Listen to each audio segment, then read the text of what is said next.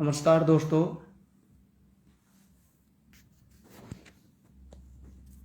सभी लोग जुड़ जाएं और बता दें कि आवाज़ आ रही है कि नहीं। कई लोग जुड़ते जा रहे हैं। आवाज़ के विषय में बता दें, एक बार अवगत करा दें कि आवाज़ आ रही है कि नहीं आ रही है।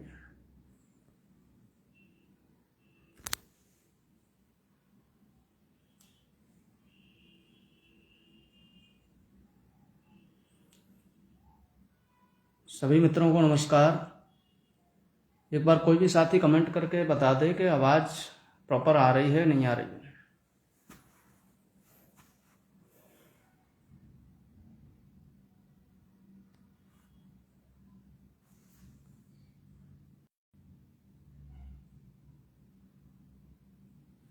जय श्री राम गौरव भाई,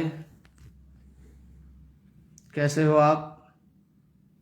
जी आवाज़ आ रही है।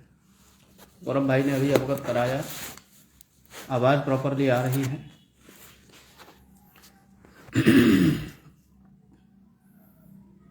तो अपनी बात आरंभ करते हैं। कई लोग जुड़ गए हैं, 8 9 10 लोग जुड़ गए हैं और जुड़ते जाएंगे धीरे धीरे। जैसा कि सभी को मालूम है, आज अपना केस लगा हुआ था माननीय हाईकोर्ट की बेंच लखनऊ में, दोपहर 3 बजे से जस्टिस ओपी शुक्ला जी की बेंच में।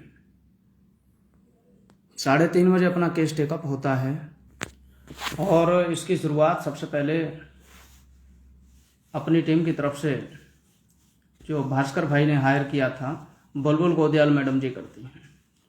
बोलना शुरू करती हैं, विरोधियों की बात का जवाब देती हैं और बहुत बेहतरीन उन्होंने बहस की।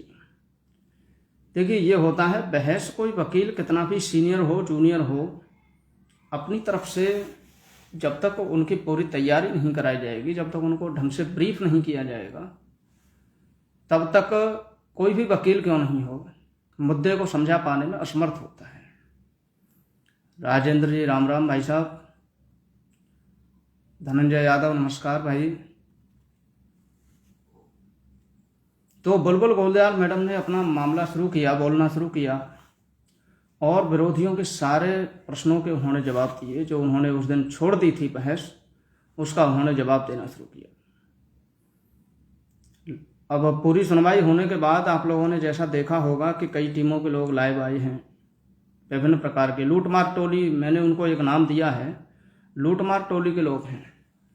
लाइव के माध्यम से बहुत खुश हो रहे हैं, बता रहे हैं, ये हालांकि बनावटी चेहरे हैं उनके, और ये दिखाने का प्रयास वो लोग कर रहे हैं कि जैसे उन्होंने कोई तीर मार लिया हो, विशेषकर 6800 वाले।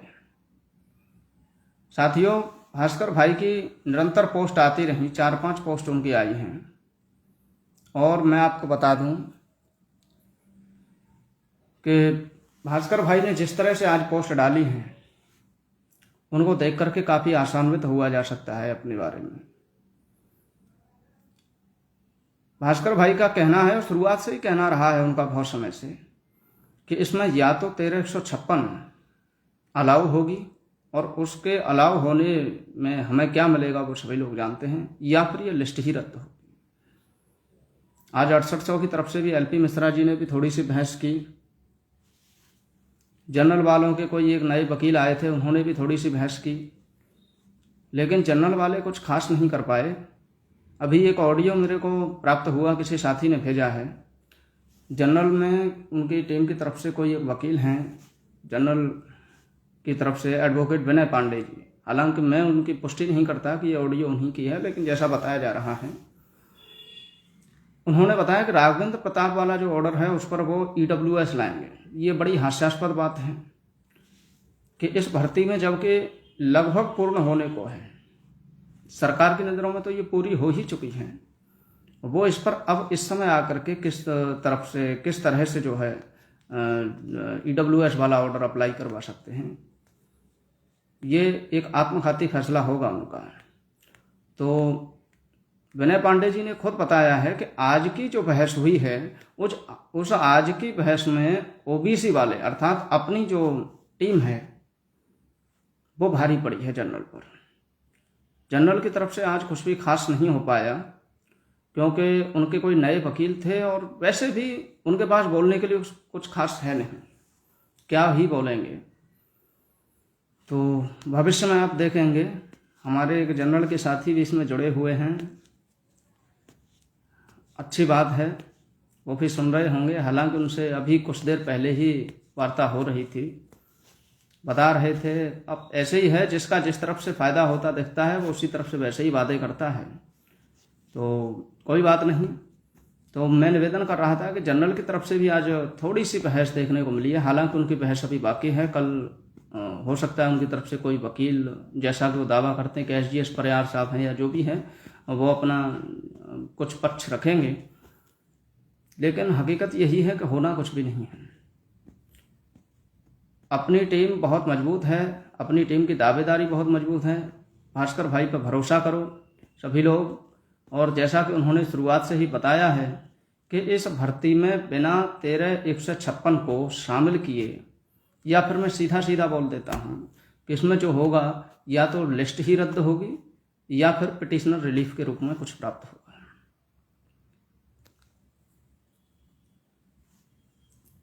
6800 की तरफ से भी बहस की गई, उनकी तरफ से राकेश चौधरी साहब और एलपी मिश्रा जी ने भी बहस की। कुछ ऑर्डर्स का जो है उन्होंने उल्लेख किया जनरल के विरोध में, वो अच्छी बात है अपने लिए, लेकिन 6800 पूरी तरह से ख़त्म हो चुकी है। इसका एक कारण है, ये 6800 वाले डबल बेंच गए थे, सुप्रीम कोर्ट गए थे, वहाँ से भी 6800 पर स्टे लगा हुआ है। और सुप्रीम कोर्ट का ये मानना है, ये ऑर्डर है, मानना क्या है, एक ऑर्डर है सुप्रीम कोर्ट का कि 69,000 शिक्षक भर्ती से एक भी पद ज़्यादा नहीं दिया जा सकता। तो जब एक भी पद ज़्यादा दिया नहीं जा सकता तो फिर बताइए 6800 कैसे हो सकता है। अगर 6800 सरकार को देनी होती तो 5 जनवरी को इनका जो है 6800 की लिस्ट आई थी, उसे तब से लेकर के 5 जनवरी से और अब दूसरी 5 जनवरी आने को है, पूरा साल लगभग हो गया, ये अब तक इम्प्लीमेंटेशन नहीं कर पाए, उसको लागू नहीं कर पाए। तो कहीं ना कहीं आप समझ सकते हैं कि कितनी उनकी दम है, कितनी क्षमता है। 6800 तो कभी भी लागू नहीं होगा।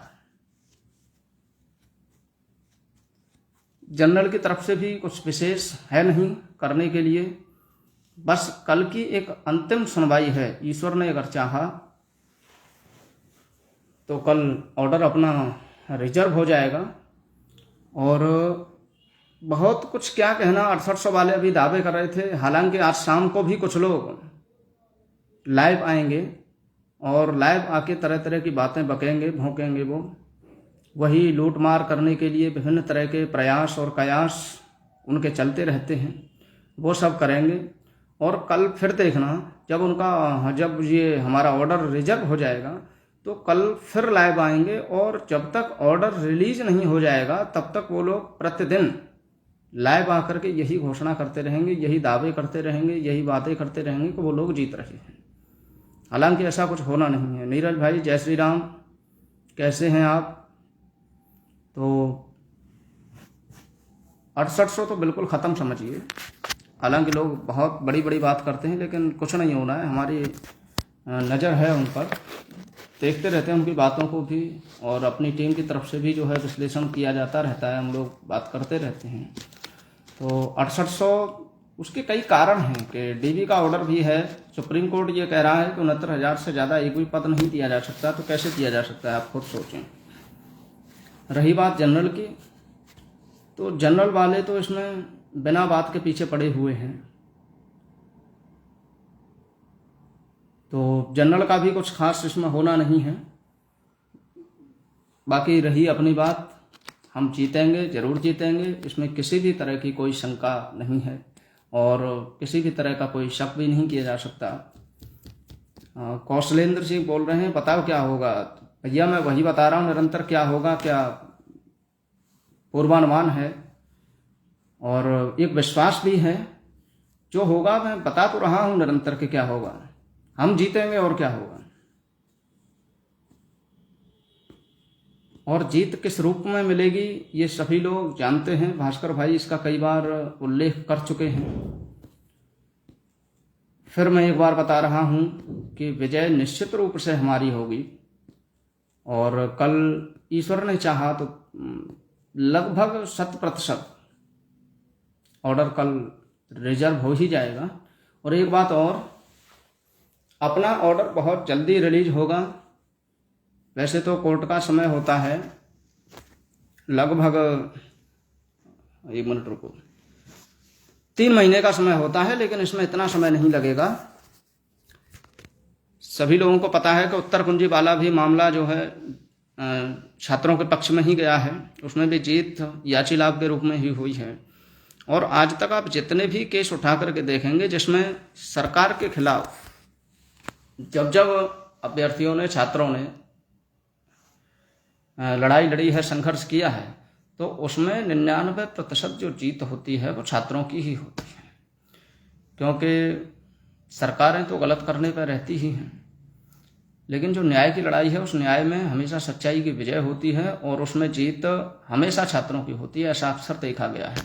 आप सभी लोग जानकार हैं, इसमें बहुत लोग तो बहुत सीनियर हैं हमसे, कई कई सालों से वो लोग कई कई भर्तियां देख चुके हैं।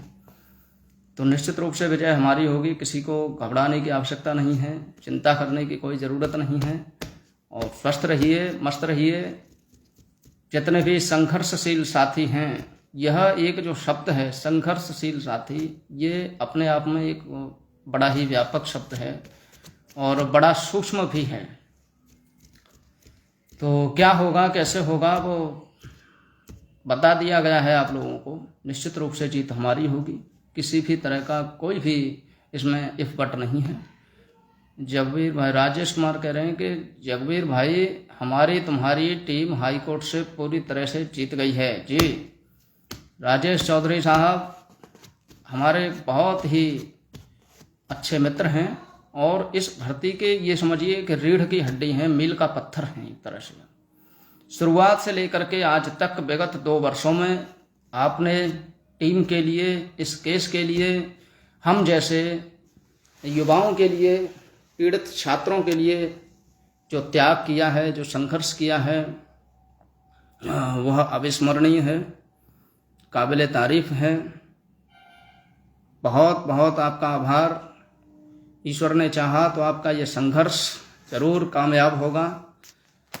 आपकी ये भविष्यवाणी एक दिन अवश्य सार्थक होगी, ऐसा हम सभी लोग ईश्वर से प्रार्थना करते हैं। राजेश भाई के सहयोग को भुलाया नहीं जा सकता। तन मन धन हर तरीके से आपने सहयोग किया है, और ऐसे कई साथी हैं, सैकड़ों लोग हैं पूरे प्रदेश में से, जिन्होंने दिलो जान से इस केस के लिए पूरी शिद्दत के साथ, पूरे समर्पण के साथ अपना 100% योगदान दिया है। जीत अवश्य होगी मित्रों। 6800 पूरी तरह से खत्म समझिए, और जनरल वालों की तरफ से कुछ भी नहीं इसमें हो सकता है। अभी जनरल की तरफ से बोला जा रहा है कि अभी हमारा एक और ब्रह्मास्त्र बाकी है। क्या ब्रह्मास्त्र बाकी है उसको कल देख लिया जाएगा। अभी तो राघवेंद्र प्रताप वाला जो ऑर्डर है उसी की वो लोग काट ढूंढ लें, ये अपने आप में बहुत बड़ी बात है। कुछ नहीं कर पाएंगे, और बस यही है कि डिले कर दिया उन्होंने अब तक, लेकिन अब वो सुखद घड़ी आ चुकी है। मैंने अभी कुछ देर पहले इसमें लिखा भी था कि जय घोष के नारों से गुंजित दिगंत होगा, भगवान ने चाहा तो सुखद अंत होगा। सभी साथियों को जीत की अग्रिम बधाइयाँ और शुभकामनाएं। अवश्य जीतेंगे, और इसका ऑर्डर भी बहुत जल्दी रिलीज होगा। अप्रत्याशित ऑर्डर आएगा, सभी साथियों का संघर्ष कामयाब होगा। इसमें किसी भी तरह की कोई चिंता करने की बात नहीं है। भास्कर भाई आज लाइव नहीं आ पाए हैं, क्योंकि जैसे ही सुनवाई समाप्त हुई है, कल आप सब लोग जानते ही हैं कि कल 3 बजे से अपना मामला फिर से लगा हुआ है। नवाब अंसारी बोल रहे हैं कि मैं भी हूं जगबीर भाई। बिल्कुल नवाब अंसारी भाई, आपका भी योगदान बहुत ही काबिल तारीफ है। बहुत से साथी हैं, सैकड़ों हैं, हजारों की तादाद में हैं, जो इस केस के लिए ये समझिए कि उन्होंने ऑक्सीजन का काम किया है, और ये हम सबका एक तरह से सौभाग्य रहा कि अपना जो मामला है वो भास्कर भाई के हाथों में है। नहीं तो आप सब लोग जानते ही हैं किस तरह से चूहा बलि, टोपा, भैंसा, वो प्लास्टिक, पता नहीं कौन कौन लोग इसमें आए और बस लूट मार करके चले गए। फिर वो शाम को 9 बजे लाइव आएंगे, फिर से चंदा मांगेंगे, और जब तक ऑर्डर नहीं आ जाता, जब तक उनकी हार की पूरी तरह से ठप्पा लग करके पुष्टि नहीं हो जाती, उस दिन तक वो जनता को चूसते रहेंगे। देवेंद्र कुमार कह रहे हैं कि याची लाभ होगा कि नहीं। भाई साहब, बस वेट एंड वॉच की स्थिति बनी हुई है। कुछ दिन धीरज रखें आप लोग, सुखद अंत होगा। एक बात यह है, पूरा सारांश, कि सुखद अंत होगा। कुछ देर पहले मैंने बात रखी थी कि अपना पूरा जो अपनी तरफ से, अपनी टीम की तरफ से, बुलबुल गोदयाल मैडम, सुदीप सेठ और जितने भी वकील थे, सबका कंटेंशन पूरा हो चुका है, सबकी बहस पूरी हो चुकी है। जगवीर भाई भैंसा कौन है आप जानते हैं? राजेश भाई क्यों नाम लेवाना चाहते हैं? मुकदमा करवाओगे क्या मेरे ऊपर? सब लोग जानते हैं भास्कर इज ग्रेट, जी श्योर, 100% ग्रेट।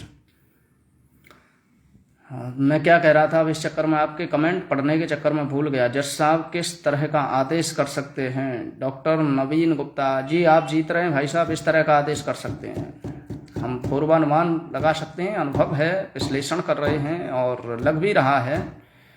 कितने वकील हैं अभी? अब कोई नहीं बचा है, बस कल जनरल वालों की थोड़ी सी बहस होनी है और सरकार का पक्ष रखा जाएगा और कल ऑर्डर 100% रिजर्व हो जाएगा और आदेश भी इसका बहुत जल्दी रिलीज होगा। ऐसा नहीं है कि 3 महीने का हमें इंतजार करना पड़े, बहुत जल्दी इसका आदेश होगा। और बिल्कुल ही आप लोग मुतमईन रहिए, निश्चित रहिए, ईश्वर ने चाहा तो बहुत अच्छा अपने पक्ष में फैसला आएगा, क्योंकि संघर्ष कभी व्यर्थ नहीं जाता। पूरी ईमानदारी के साथ हम लोगों ने लड़ाई लड़ी है और इस ईमानदारी के साथ लड़ी गई लड़ाई का सुखद अंत जरूर होगा। वह शुभ घड़ी अब आ ही चुकी है। तो अपनी तरफ से सारे वकीलों का जो है वो पूरा हो चुका है। तस्लीमा वालों में लाभ मिल सकता है, यह ये कहना मुश्किल है। देखिए, आप इस तरह के क्वेश्चन न करें कि कौन सी याचिका में क्या लाभ मिल सकता है।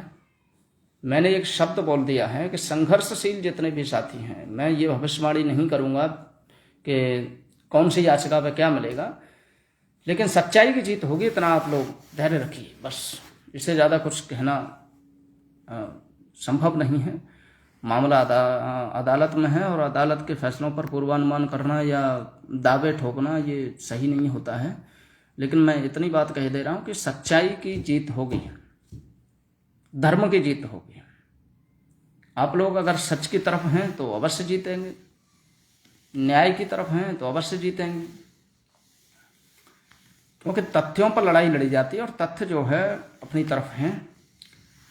पूरा प्रदेश जानता है कि भर्ती किस नियमावली पर हो रही है और किस तरह से हो रही है और इसमें क्या क्या धांधलियां हुई हैं, वो सब बताया जा चुका है कोर्ट में। सबका कंटेंशन पूरा हुआ। कल ईश्वर ने चाहा तो बहुत सुखद अंत के साथ ऑर्डर रिजर्व हो जाएगा और बहुत जल्दी इसका आदेश जो है रिलीज होगा हम सबके पक्ष में, ऐसी हम सभी उम्मीद कर सकते हैं, क्योंकि फाइल सौंप दी गई है और उसी में हमारी और आपकी किस्मत बंद है। अब किस्मत का पिटारा जिस दिन खुलेगा उस दिन पता चलेगी कि किस तरह से क्या होना है। बाकी हम बस यही ईश्वर से मनौती मांग सकते हैं, दुआ मांग सकते हैं, भगवान से यही प्रार्थना है, प्रभु श्री राम से, कि बिल्कुल इसका सुखद अंत हो और हमें जो हमारी इच्छाएं हैं, जो हम चाहते हैं, जिसके लिए हम विगत 2 वर्षों से संघर्षरत हैं, पीड़ित हैं, बहुत संघर्ष किया है, उसका एक सुखद अंत हो और नौकरी हमें प्राप्त हो। अंत में 1-2 लाइन के साथ मैं अपनी बात को समाप्त करना चाहता हूं। देखने वाली बात है 6800 के क्या है, Lokesh Pal wants to join you on video.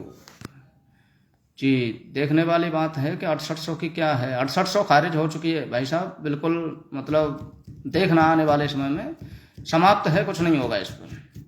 आप इतना समझ लीजिए कि बिल्कुल ख़त्म है। क्योंकि 6800 का जो जियो निकला है वो महिलाओं के लिए और दिव्यांगों के लिए है। 6800 5 जनवरी 2022 को आई थी। उसके बाद आज तक आप लोग समझते ही हैं, कागज़ के चंद टुकड़े, सिर्फ टुकड़े बने हुए हैं। उनको अभी तक अप्लाई नहीं किया जा चुका है, नहीं किया गया है और ना ही वो की जाएगी। तो मैं बस यही कहूँगा कि सेनानी करो प्रयाण, अभय भावी इतिहास हमारा है। ये नखत अमा के बुझते हैं, सारा आकाश हमारा है। जय श्री राम। बहुत बहुत धन्यवाद सभी मित्रों को, सभी साथियों को।